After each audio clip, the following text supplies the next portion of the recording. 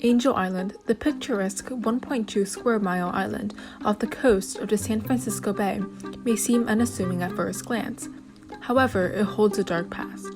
The story of Angel Island Immigration Station is rooted in decades of prejudice and discrimination towards Asian ethnic groups, especially the Chinese. As the gateway to America for many, Angel Island represents years of racism and hardships for Asian immigrants in America, struggling to build a new life for themselves.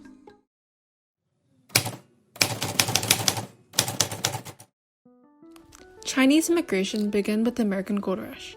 Entranced by the prospects of gold, by 1851 an estimated 25,000 Chinese came to a newly industrializing America in hopes of prosperity, only to discover that this promise of wealth was an illusion.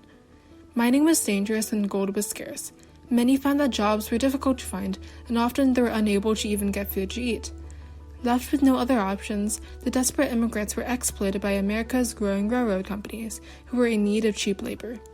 Although the work was back-breaking and dangerous, the Chinese workers only received about half the sum of payment a white worker would receive. American railroad companies began to favor hiring Chinese workers for cheap, bringing more and more Chinese into America. The speedy construction of the Transcontinental Railroad was at the price of hundreds of Chinese lives. After the Transcontinental Railroad was completed, the U.S. was hit by a major financial crisis, and many Americans blamed the Chinese for occupying the jobs, worrying that they might be squeezed out of their own. As the Chinese population grew, anti-Chinese sentiment swelled. To address these rising concerns, the United States sought to adopt anti-Chinese immigration policies while still being on good diplomatic terms with China, who is a major trade partner. Chinese and American relationships were already strained by this time due to various trade wars. The United States would continue to pass increasingly restrictive laws until in 1882, the Chinese Exclusion Act, the first American law to explicitly prohibit immigration based on one's nationality, was created. This law marked the beginning of a 60-year era of Chinese exclusion. They were openly mocked, ridiculed in the newspapers, and attacked on the streets. Many believed that the Chinese threatened the integrity of the American racial composition. For example, Dennis Curry, president of the Workingmen's Party, describes the Chinese as whipped curs, abject in docility, mean, contemptible, and obedient in all things.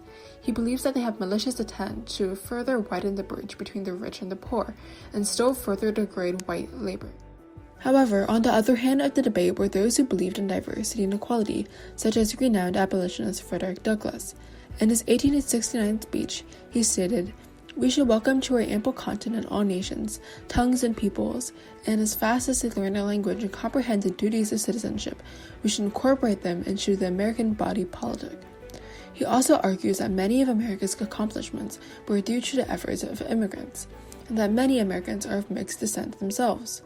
In 1852, California Senator John Beigler made a series of racist comments against the Chinese, describing them as yellow or tawny race of the Asiatics. They do not seek our land as the asylum for the oppressed of all nations.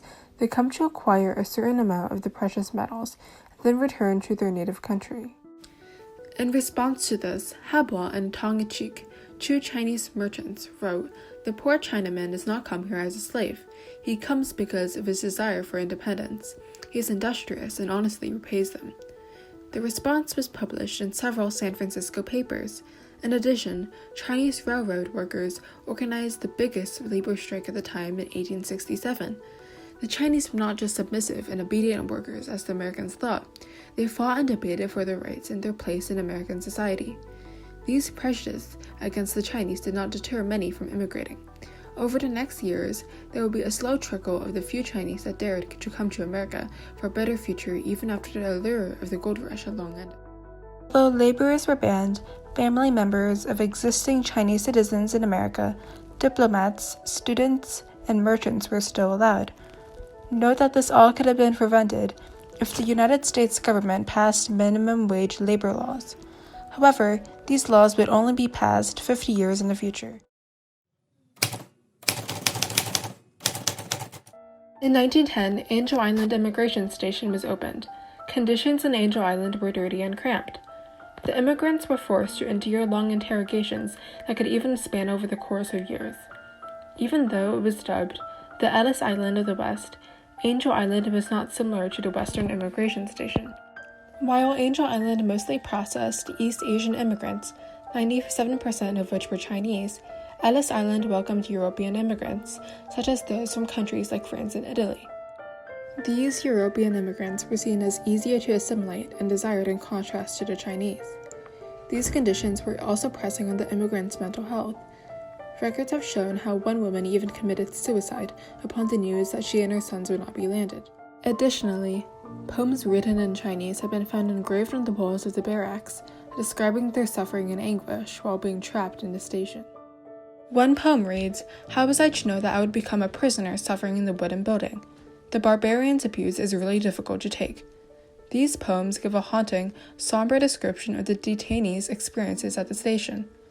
They detail how they were treated by the workers and how they longed to be free.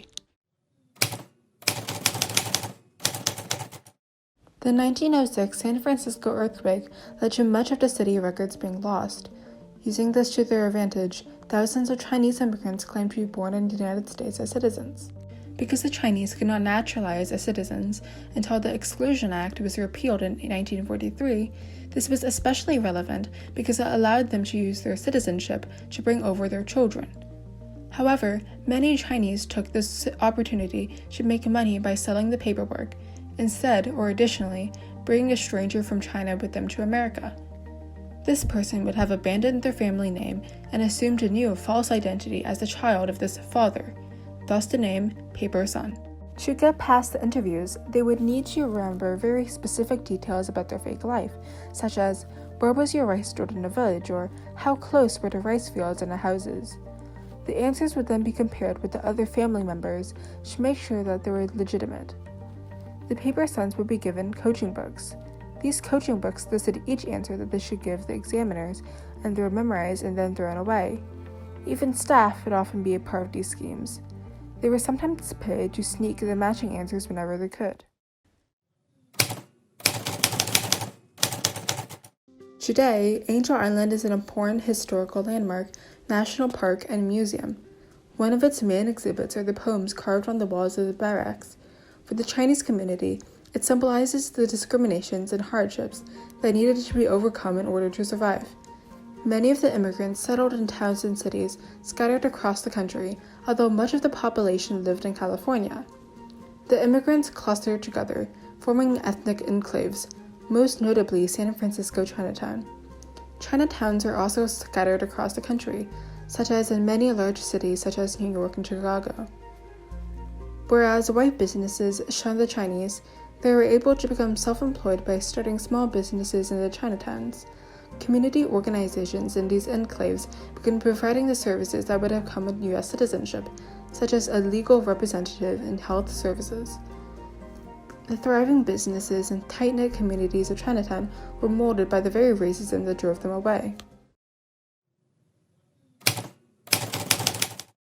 In conclusion, the story of Angel Island is a journey of resilience, discrimination, and survival. Their experiences were shaped by the controversial debate of Chinese immigration and the diplomacy between China and America. The will of the immigrants to find a better future for their families and themselves is an amazing tale reflected in the station's long history.